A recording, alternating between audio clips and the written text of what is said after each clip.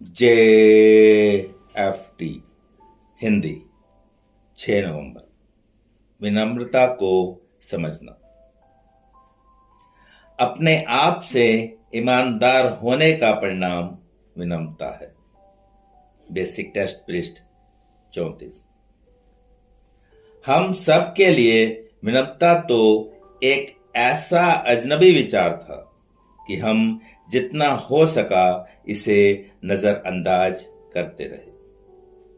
जब हमने अपने सुधार के 7वें कदम में विनम्रता पूर्वक शब्द पहली बार देखा जाना, तब हमें लगा कि इसका अर्थ होगा कि हमें काफी हद तक अपमानित होना पड़ेगा। शायद तब हमने शब्दकोश में भी इस शब्द को देखा और इसकी परिभाषा से कुछ और असमंजस में पड़ गए।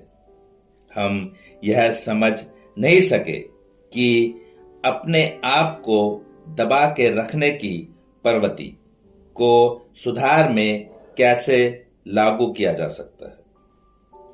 विनम्र होने का अर्थ यह नहीं है कि हम जीवन के सबसे निचले स्तर के जीवन है, अपितु ठीक इसके विपरीत हमारे विनम्र होने का मतलब यह है कि हम अपने बारे में एक यथार्थ दृष्टिकोण अपना रहे हैं और यह देख रहे हैं कि इस संसार में हमारा स्थान कहाँ है।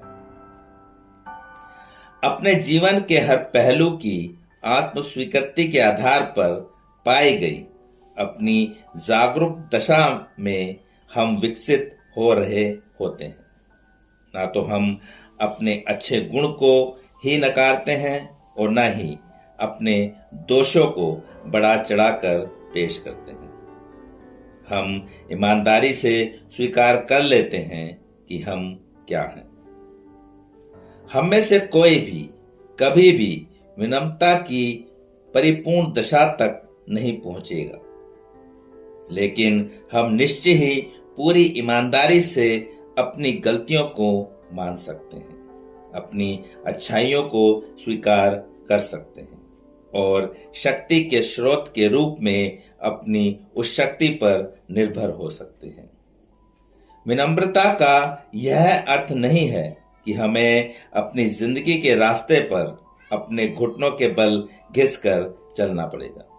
इसका केवल इतना ही अर्थ है कि हम केवल इतना मान लें कि हम अपने बलबूते नहीं सुधर सकते। हमें एक दूसरे की जरूरत है और इस सबसे अधिक हमें एक प्रेमपूर्ण ईश्वर से शक्ति पाने की जरूरत है। सिर्फ आज के दिन विनम्र होने के लिए मैं अपनी जिंदगी के हर पहलू को ईमानदारी से स्वीकार करूंगा और इस तरह दुनिया में अपना सही स्थान देखूंगा। उस जगह को भरने के लिए मुझे जिस शक्ति की जरूरत है, उसके लिए मैं अपनी समझ के ईश्वर पर निर्भर रहूंगा।